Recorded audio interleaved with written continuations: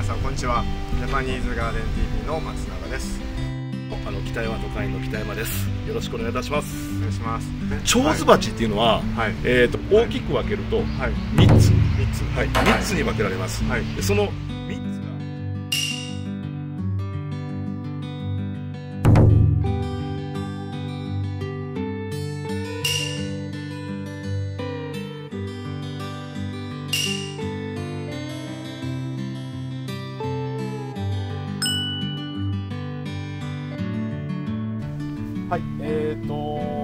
蝶ズバチは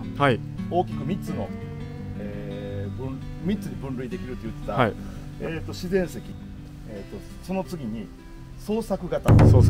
話したと思うんですけど、これがもうまさにその創作型の蝶ズバチ、これは、形の、名称ですね。名前で言うと夏目型の蝶ズバチって言います。夏目、夏目っていうのは、茶道具にも夏目っていう、道具があるんですけど、全く同じ意味で、植木ですね。植木に夏目という木があります。その夏目に出来上がるというか、できる実ですね。実の形がこの形に似てるんで、これ夏目型。で、これはすごくね、今台の上に乗ってますけど、ある程度高さがあるので、蝶ズバチの中でも、縦蝶ズの縦蝶ズです。で、縦蝶ズっていうのは一体じゃあ何かと言われると、庭側から手を洗う場合にも使えるし、例えばこっちに縁先があって、縁先側からもこう手を洗えるという、いわゆる手洗い鉢、手を洗うための鉢として、住宅で使われたものですね。明治時代だったり大正時代だったりっていう当時の住宅様式、建築様式にはこういうやっぱり縦蝶ズっていうのは必須のアイテムだったと思います。それはもうその今の住宅事情とは内容が違うから、例えば建物とは別のところにあって、トイレから帰ってくるときに手を洗うっていう、その手を洗うための施設ですね。石大工さんがその夏目の形の蝶ズバチを作ろうということです。イメージされて創作して作られたというところからスタートですね。これでもね、大正時代にめちゃくちゃ流行った蝶ズバチ。そうですか。夏目型の蝶ズバチのほとんどが大正時代に作られたんじゃないかなって言われるぐらい、大正時代の建築にはもう夏目っていうのがありました。日本のなるほど、なんていうんですかね、もう良き文化というか、縦蝶ズの文化ですよ。手洗い。でこれ結構夏目型の蝶ズバチの中では大きなものなんで、住宅も大きかったりとかしたんだと思います。なるほど。立派でありますけど、ポピュラーな創作型蝶ズバチ、夏目型。ありがとうございます。これ創作型です。でこのデザインというかモチーフとなったものは薩摩切子とか江戸切子なんていうことは聞かれたことがあると思うんですけど、ガラス細工ですね。ガラスのコップだとかなんか器、そういうガラスの細工のカット製法、その切子細工と言われる切子ガラスの側面のこのガラスのカットの仕方をモチーフにしてこの蝶ズバチっていうのは作られてます。これはもう石は花崗岩製なんですけど、形が正方形と正三角形、これらをこう組み合わせていって作ったものですね。で通称というか切子型、呼ばれています。じゃあ割と近年にそうですね。これはもう多分僕が間違ってるかもしれないですけど、昭和に入ってからのデザインなんじゃないかなと思います。大正時代、明治時代、もうそれこそ江戸時代にもいろんな創作型の蝶ズバチっていうものが生まれるんですけど、切子型の蝶ズバチに関しては昭和のデザインなんじゃないかなっていう。ありがとうございます。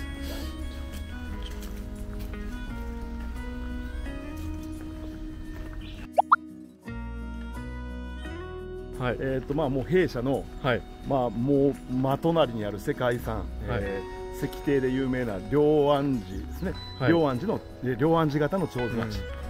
もうすごくね面白い衣装で、あれを僕は考えた人っていうのは天才だなと思うんですけど、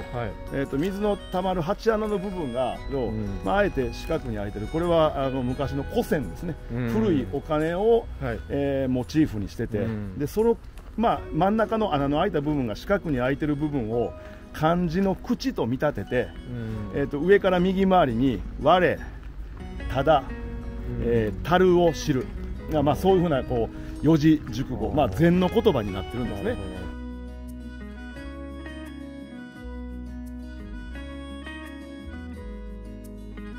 創作型としても最も有名な手水鉢です。はい、ありがとうございます。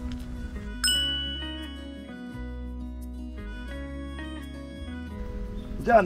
手水鉢っていうのは大きく3つに分かれるといった自然石創作型、これが見立て物の手水鉢って言われるものです。でパッと見、例えばあ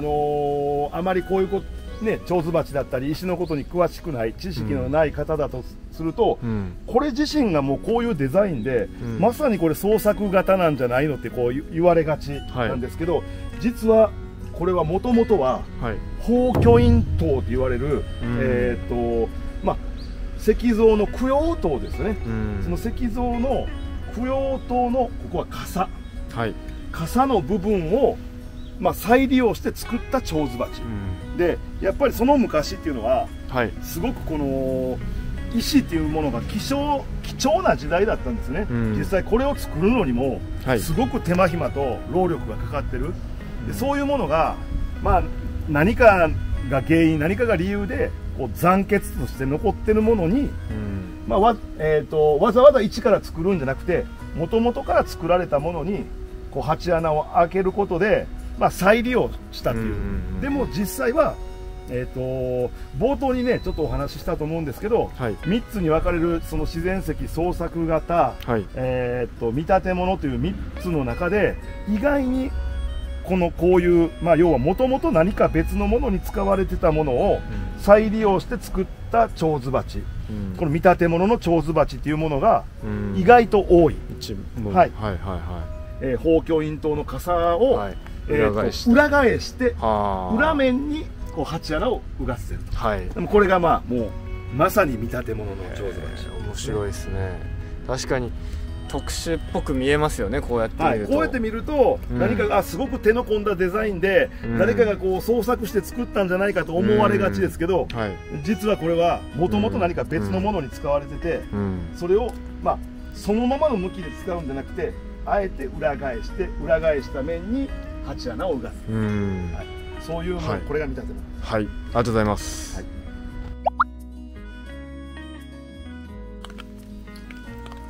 じゃあ、説明していきますね。これが、まあもう本当に造園会というか、庭園会ではもうすごく有名なスタイルですね。四方仏型手水鉢と呼ばれるものです。っていうか、いいこの音。これは石像、十三重相当と言われるものなんですけど、まあ簡単に言うと供養塔。これの刀身、これ刀身、これ軸とか刀身って呼ぶんですけど、この軸刀身、この部分の要は見立て物が、四方仏の手水鉢だから、まあこの今傘とかない状態で、この刀身の天場に鉢穴をうがつわけです。それが要は、見立て物の手水鉢としてあるのが四方仏型の手水鉢ですね。だから結構四方仏の手水鉢を、見たときに、まあああいうデザインのもんなんじゃないかと思われてる方が、まあ、かなりいらっしゃるんですけど、実はそうじゃなくて、こういう相当の、まあ、軸の再利用、見立て物だというところが四方仏の手水鉢です。石像、十三重相当と言われるものですね。ありがとうございます。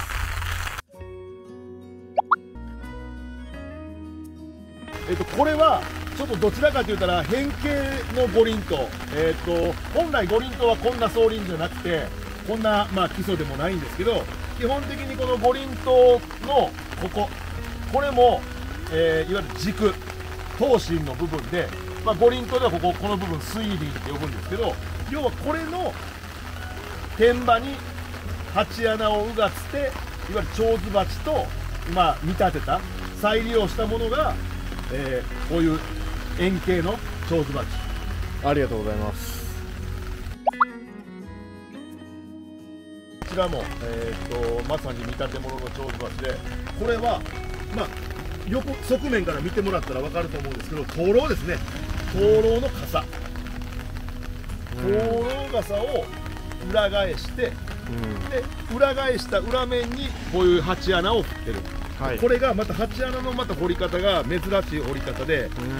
三日月に掘ったりしてるんで月見っていう掘り方なんですけど、月見掘りとかっていう、普通に丸に鉢穴をうがつくんじゃなくて、ちょっとこの水のたまる鉢穴のとこにも、ちょっとした石工の衣装が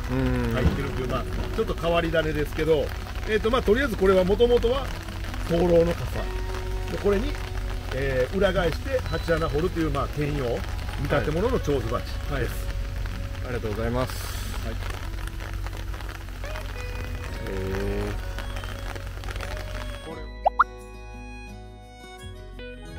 じゃあ弊社の蝶子鉢がたくさんと展示している場所なんですけど、ここの蝶子鉢も全てがではないですけど見立て物がたくさんあります。例えば宝鏡院刀の傘、宝刀の刀身軸、双刀の軸、四方仏ですね。石灯籠の基礎、石灯籠の基礎、あとはね灯籠の中台、他で言うだったらこの塩釜と言われるこれだって、宝刀の軸ですし、その横の丸いのは五輪刀の水輪、そんな感じで。もちろん創作型もありますけど、ほとんどが実は見立て物というね。はい、ありがとうございます。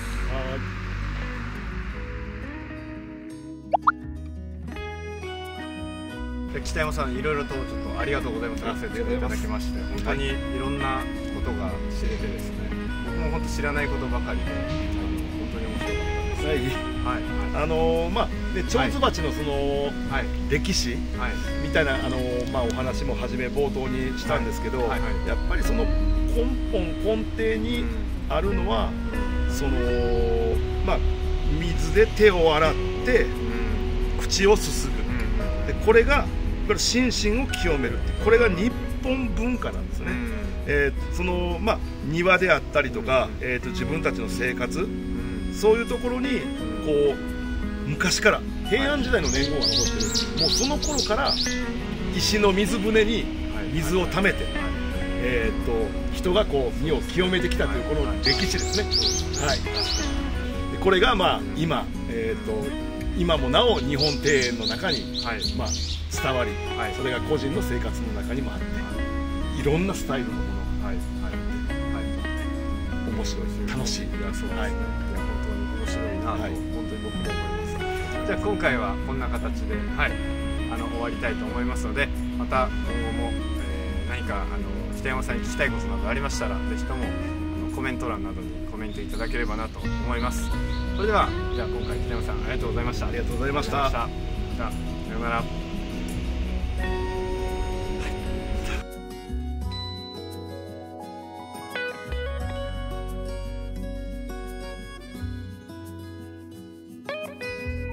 ここまで動画をご覧いただきましてありがとうございました。今回の動画はいかがでしたでしょうか。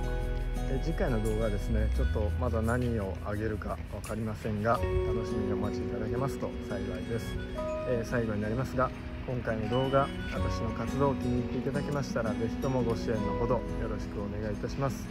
それではまた次回の動画でお会いしましょう。さようなら。